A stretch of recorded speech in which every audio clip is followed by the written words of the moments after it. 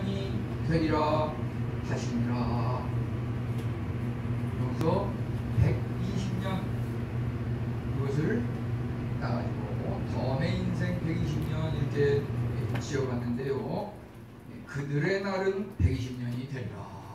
여기서 그들이라고 하는 것은 이스라엘 백성을 말하는데, 그 당시에 이스라엘 백성 그들이 이제 날이 120년이 되리라 이렇게 하나님께서 선포하셨는데, 여기 이 말씀을 들으면서 그들이라고 하는 그 사람 속에 내 자신 각자 우리 개개인 여기에 앉아 계신 우리 가정에서 예배를 드리는 우리 모든 성도님들이 내 자신이 그들 속에 포함된다고 하는 그런 마음을 가지고 이 말씀을 대하면 은혜를 받을 수 있을 것입니다. 오늘 읽은 말씀은 노아의 홍수 사건을 전후해서 하나님께서 방주를 예비하셔가지고 이제 방주 속에 들어간 그 노아의 가족과 각종 종류별 식물, 동물이 그 안에서 이제 살아났다고 하는 이러한 그 말씀의 연결선상에서 사실 노아의 홍수 사건이 있기 직전에 인간의 수명이라고 하는 것은 이 창세기 5장 바로 앞에 보면은 창세기 5장 25절에서 무두셀라라고 하는 사람은 우리가 잘 알듯이 969세를 살았습니다.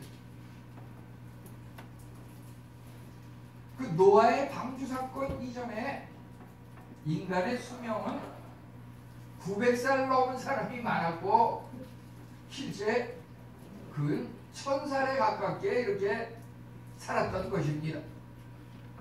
그럼에도 불구하고 사람이 하나님 앞에 죄악을 범함으로 말미암아 하나님께서 그것을 계속 살피시고 어여삐 여기시고 자비를 베푸시고 심판을 연장하셨다가 이제 도저히 이대로 놔두다가는 내가 만든 사람 인간에게 더 주체할 수 없는 피해와 어려움이 있겠구나. 그 순간에 하나님께서 이제 찬스를 걸었습니다. 찬스, 마지막 찬스. 그것은 바로 노아를 통하여서 방주를 예비하고 방주를 지어서 인간의 수명을 이제 120세에 이르도록 하겠다 이렇게 말씀하신 것입니다.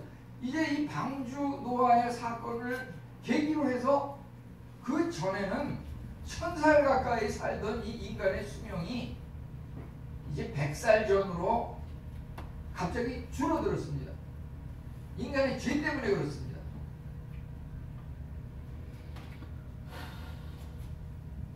역사적으로 인간의 그 수명과 생명을 다루는 여러 가지 고전이라든지 이런 책들을 보게 되면은 황제내경이라고 하는 책에는 한 100살 정도 산다고 그랬고, 오늘날 세계 유네스코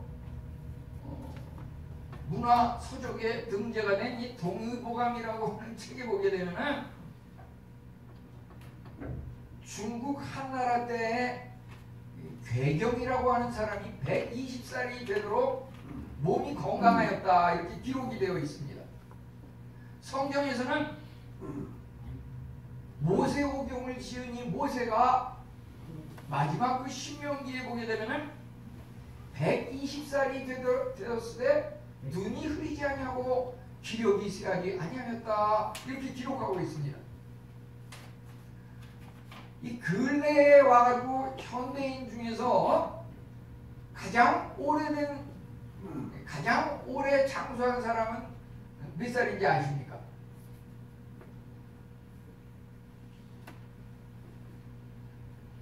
이 1997년에 살았던 그 프랑스의 잔 칼멘트라고 하는 할머니는 122세까지 살았습니다. 122세. 그는 100살 된 나이에 자전거를 탔다고 이렇게 기록이 되어 있습니다. 근데 그 할머니가 돌아가시고 나서 오늘날에는 사실 지금 한 110에서 115세 정도 되는 사람이 그저 세계에 한 10손가락 이내에 꼽힐까 말까. 오늘은 말이죠. 그래서 120이라고 여기 창세기 6장 3절에 주어진 이 숫자의 의미가 무엇이고, 왜 인간이 이렇게 갑자기 1000살까지 살던 인간이 왜 100살 넘기기가 쉽지 않은가, 그것에 대해서 한번 살펴보려고 합니다. 우선 하나님께서는 참으로 사랑과 자비의 하나님이라고 하는 것입니다. 사랑과 자비의 하나님. 왜 하나님께서 사랑과 자비의 하나님이라고 말할 수 있을까요? 출애굽기 34장 6절과 7절에 보면은 하나님께서 인자를 베푸시는데 1000대까지 이르러 인자를 베푸신다 그랬고, 우리 인간이 잘못한 거에 대해서 책임 추궁하고 보응하는 것은 3, 4대에 이르기까지 보응하겠다 그랬습니다. 성경 곳곳에 시편에는 여러 번 반복되기를 하나님의 그 인자와 자비는 영원하고 오래 연장이 되고 한없고 끝이 없다 뭐 이렇게 되어 있는데, 실질적으로 그걸 좀 더 세분해서 하고 들어가 보면은 하나님의 그 자비와 사랑에 비해서 우리를 심판하고 보응하는 그 비율이라고 하는 것은 한 1000분의 3, 1000분의 4 정도 우리를 심판하고 채찍질하는 거예요. 거의 997번은 그냥 다 사랑과 자비로 둥글둥글하게 넘어가는 겁니다.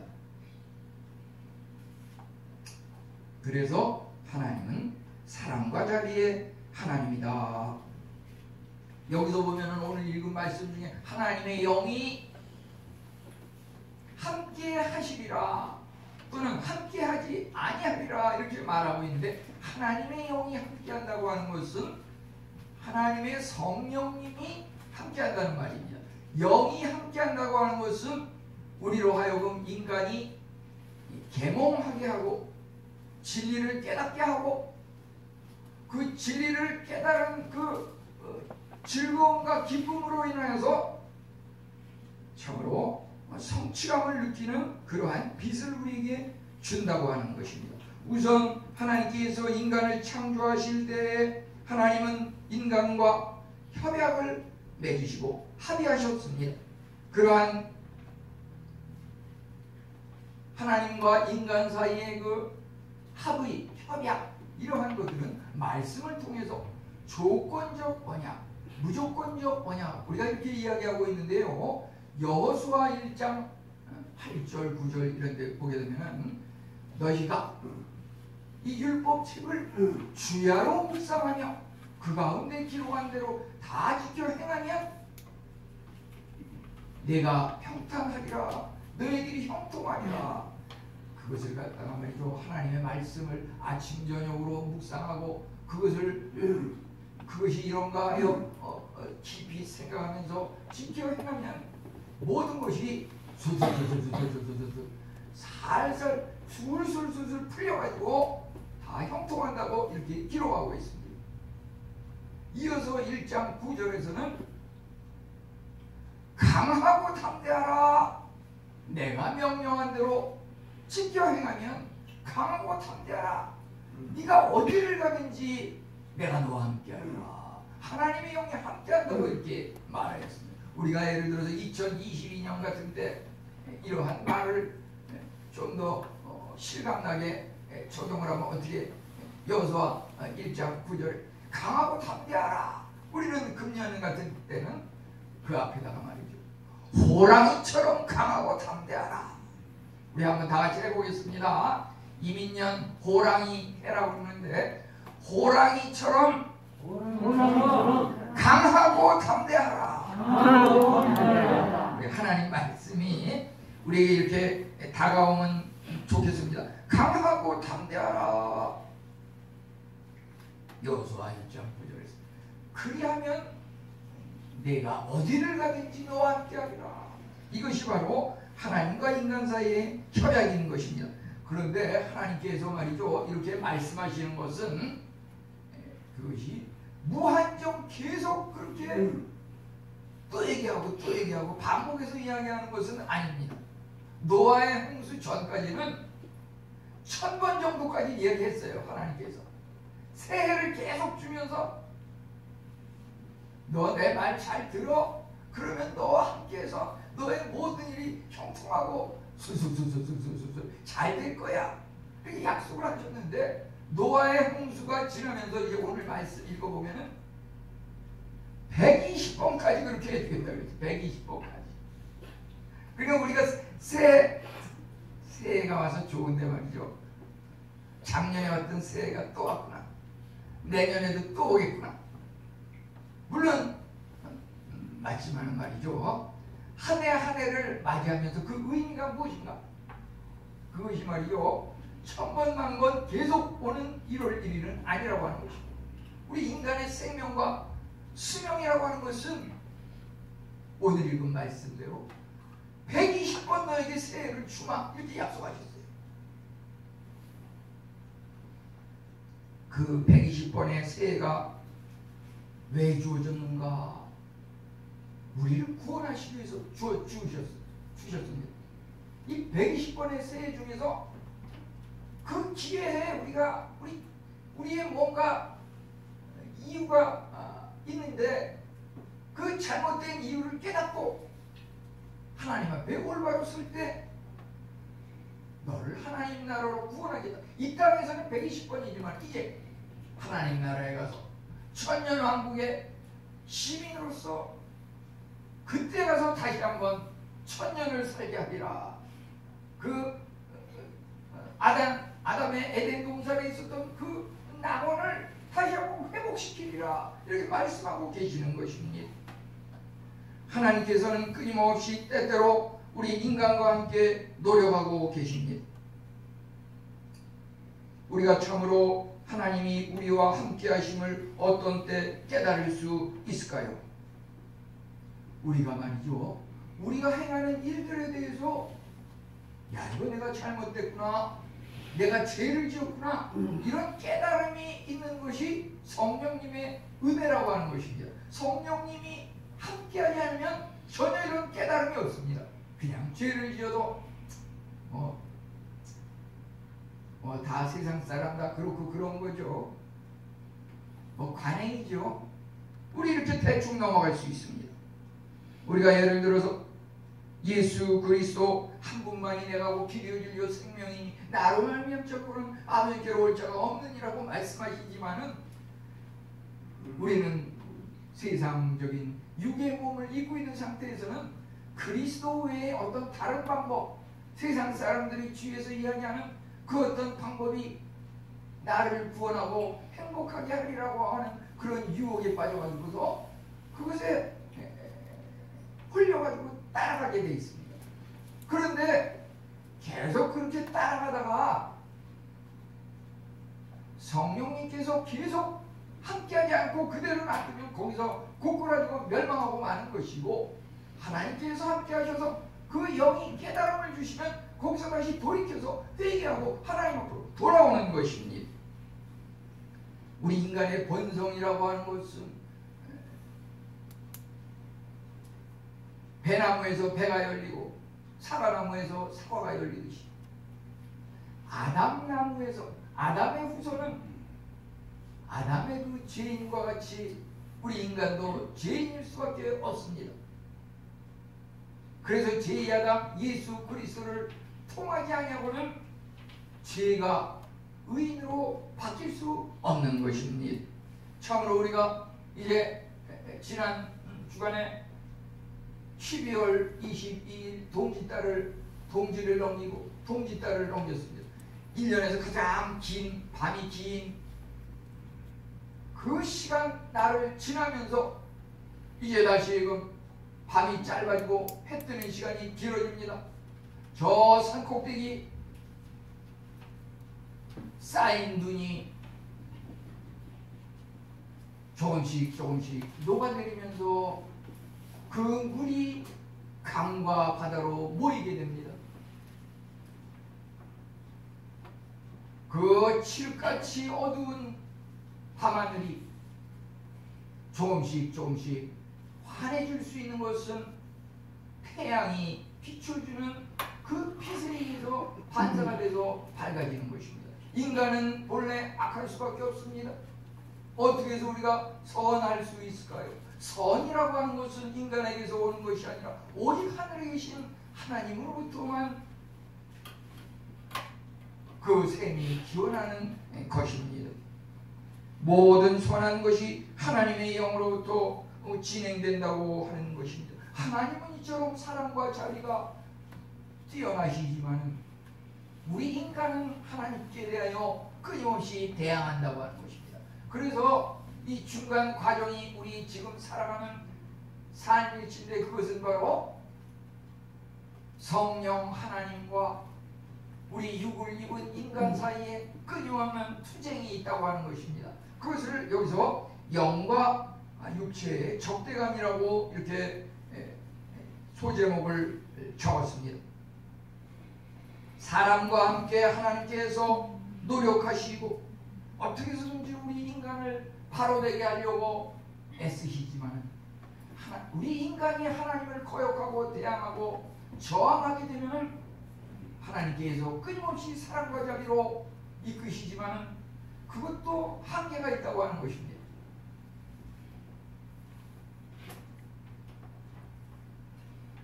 우리가 처음으로 디모데후서 3장 16절에 보면은 성경 말씀이 어떠한 것입니까? 모든 성경은 하나님의 감동으로 된 것으로 교훈과 책망과 발의함과 의로기까지 유익하니라고 하였는데 우리가 하나님의 말씀을 거역한다고 하게 되면 그 하나님의 말씀이 성령의 감동으로 기록이 된 것이기 때문에 하나님의 말씀을 거역하는 것은 성령이 함께 하시려고 하는 그 은혜를 거역하고 거부하는 것입니다. 그렇기 때문에 하나님의 말씀 그것을 거역할 때는 성령이 우리 인간을 함께하지 않고 돕지 않는다고 하는 것입니다. 그 순간부터 이것에 대해서 갈라디아 5장 17절은 육체의 소욕은 성령을 거스리고 성령은 육체를 거스린다고 이렇게 말하고 있습니다. 참으로 성령과 육체가 서로 대적함으로 우리가 원하는 것을 하지 못하도록 하기 위한 것입니다. 이 성령을 거역하고 저항하는 것에 대해서 마태복음 12장 31절은 성령을 모독하는 것은 용서함을 받지 못한다고 이렇게 이야기하고 있습니다. 그러면서 말하기를 성령을 거역하지 말라, 성령을 소멸하지 말라, 성경은 이렇게 말하고 있는 것입니다. 오늘날 의술이 발달해서 과거에 병 걸리면 죽을 수밖에 없었던 그런 많은 병들이 치료되고 생명이 연장되는 이런 것을 많이 보게 됩니다. 그렇지만 거기도 한계가 있습니다.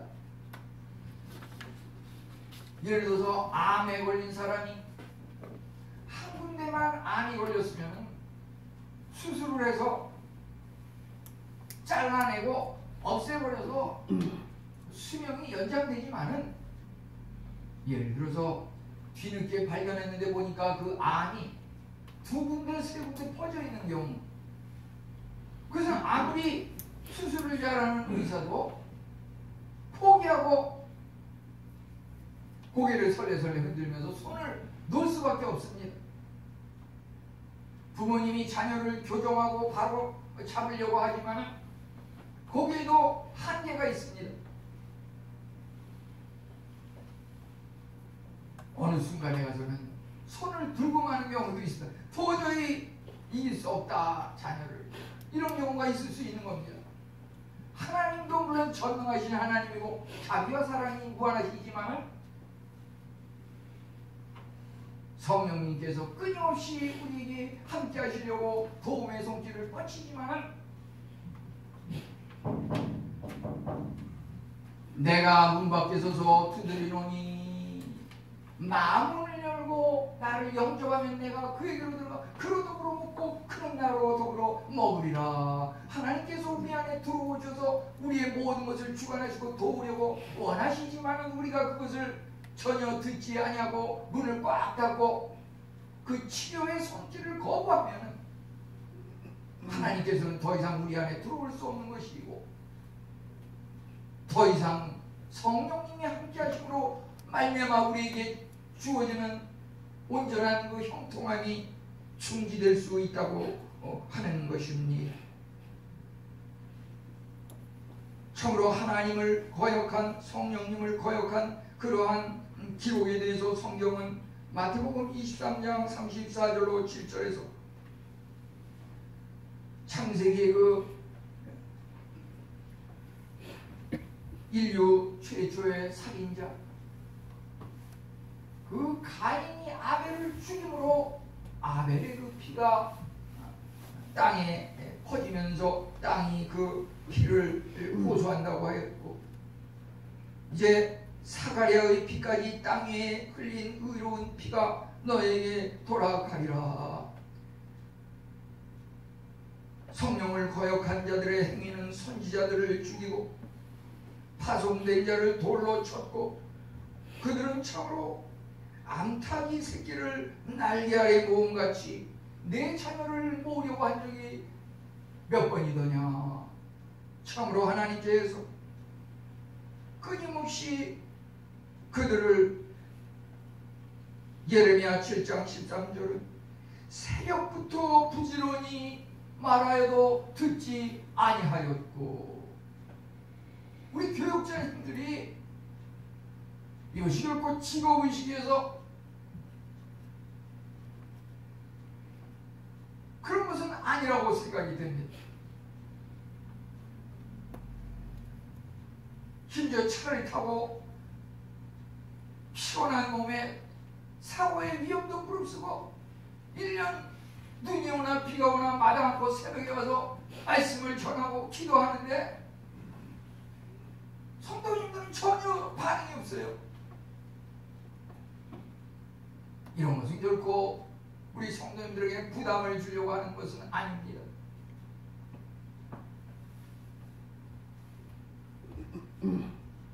하나님께서 우리를 불러도 대답하지 아니하였느니라. 문을 두드리는 사람은 기다려도 기다려도 계속해서 대답이 없으면 무한정 천번 만번은 그것을 다시 두드리지는 않는다고 하는 것입니다. 하나님도 그렇습니다.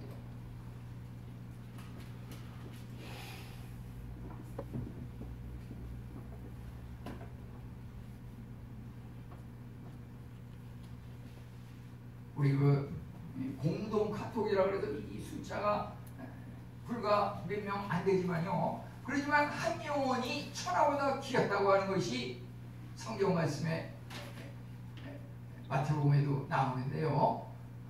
우리가 10명이면 10천합니다. 20명이면 20개의 천합니다. 엄청난 숫자입니다. 여기서 대개 보게 되면 한 10명 전후는 그것을 말씀에 동참해서 아멘 이렇게 하는데 그거 간단하고 단순한 것 같지만 그것을 동참하는 것이 하나님의 성령님이 함께 하시는 그 도움의 손길이 연결된다고 하는 그런 의미가 있는 것을 우리 깨닫고 우리 성도님들이 다 같이 새해에 함께 하셨으면 좋겠습니다. 이제 마지막으로 하나님께서 우리에게 자유의지를 주시고 맡겼다고 하는 것은 무슨 의미입니까? 하나님께서는 사랑과 자비의 하나님이십니다.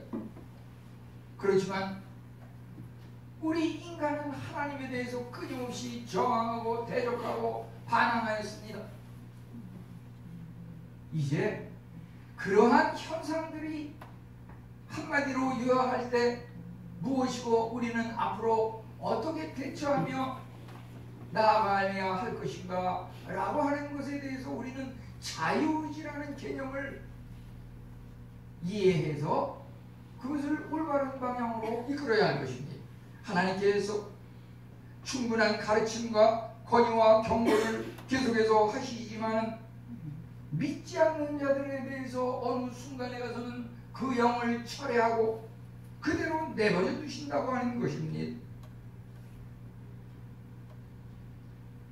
더 이상 그 노력을 해서 100번이 아니라 200번, 500번, 900번, 1000번 기회를 주는 것이 그 사람에게 해가 된다고 하는 것이죠. 그렇게 판정이 됐다 싶을 때는 하나님께서 인간과 함께 노력하는 그 성령의 도우심이 중단된다고 하는 것입니다. 더 이상 이제 때가 끝나면 더 이상 하나님께서 노력하지 않고 이 120년 120번 주어지는 새 이 기회에 우리가 돌이키지 않으면 주님께서 재림하셨을 때 우리는 영원한 하나님 나라에 가는 사람과 영원한 심판 불못으로 가는 사람이 확연하게 나누어질 수밖에 없다고 하는 것입니다. 우리의 출발, 우리의 현재도 중요하지만 미래가 중요합니다.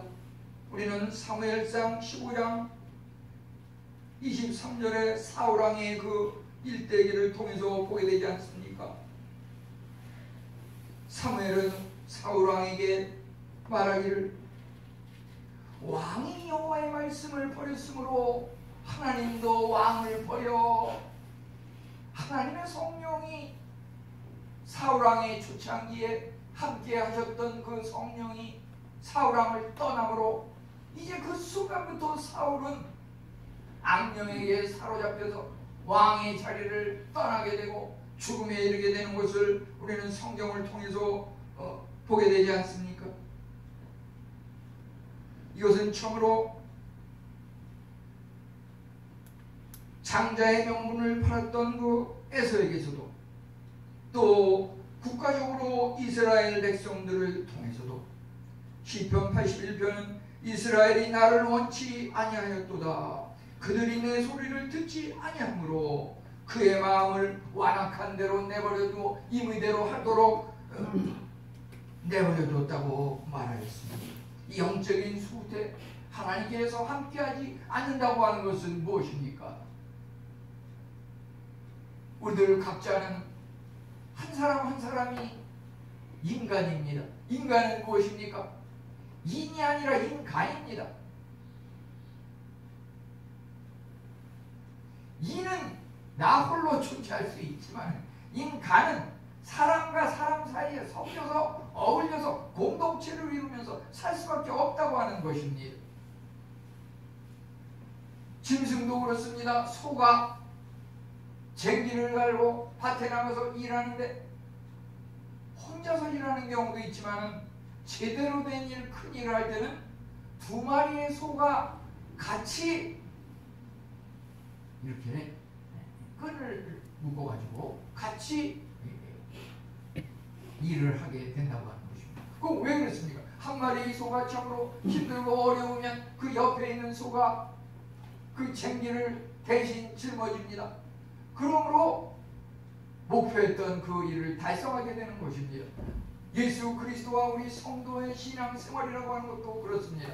하나님께서 우리와 함께 하심으로 우리가 신앙생활, 믿음생활에 그 기쁨과 즐거움이 있는 것인데 하나님이 우리를 떠나서 우리 혼자 신앙생활을 하려고 하면 이것은 도저히 거기에 신앙의 기쁨과 활력이 있어야 있을 수가 없는 것입니다.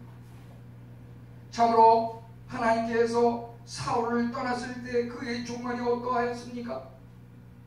사무엘상 28장 15절에 보면 사울이 말하기를 나는 심히 다급하니이다. 급합니다. 하나님께서 나를 떠나서 선지자로도 꿈으로도 나에게 대답하지 아니합니다. 그러자 사울은 이제 물어보러 간 것이 비참하게도 무당 앞에 가가지고서 내가 어떻게 하면 좋을까? 무당한테 가가지고서 점을 보듯이 구걸하지 않았습니까? 우리 인간에게 주어진 120년 인생이라고 하는 것,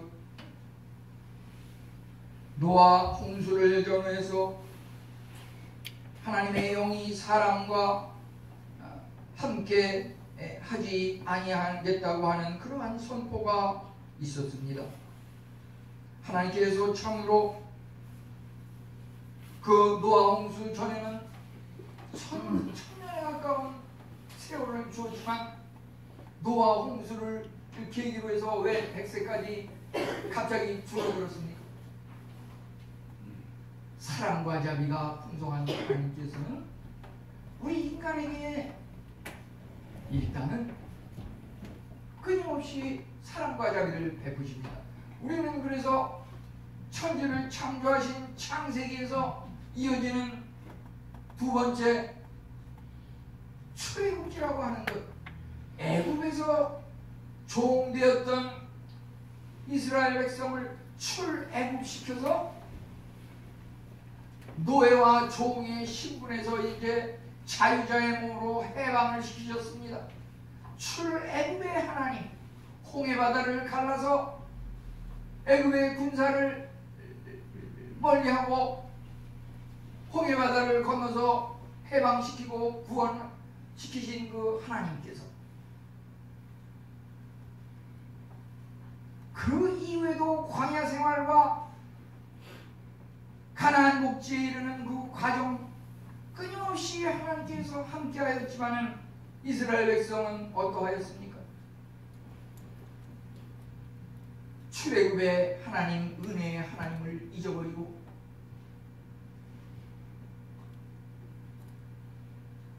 저들이 다 양 같아서 각기 행하여 제 길로 갔거늘 하나님께서는 우리의 죄악을 그에게 담당시키셨도다.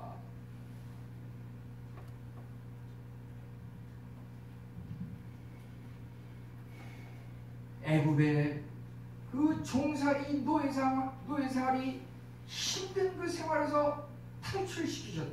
여기 애굽이라고 하는 것이 다 아시겠지만 오늘날의 이집트입니다. 이집트. 우리 마침 이집트에서 오신 선교사님과 가족들도 있는데요. 그 애굽에서 이제 벗어나게 하셔서 우리가 원하는 세상적인 어떤 것들을 하나님께서 만나와 매출하기로 그들이 필요로 하는 사막에서도 물을 갈라서 샘물을 공급하시고 그들의 모든 필요한 것을 다 응답하셔서 주셨는데 그럼에도 불구하고 그들이 하나님의 사랑과 자비, 은혜를 잊어버리고 하나님의 말씀을 거역하고 저항했을 때 사울왕의 그 초창기에 하나님이 성령님을 통해서 왕으로 기름 부어 세우셨던 그 왕이 성령이 떠남으로 말미암아 그가 얼마나 이제 더 이상 하나님께서 그를 받아들이지 않고 무당 앞에 가가지고서 그의 앞날을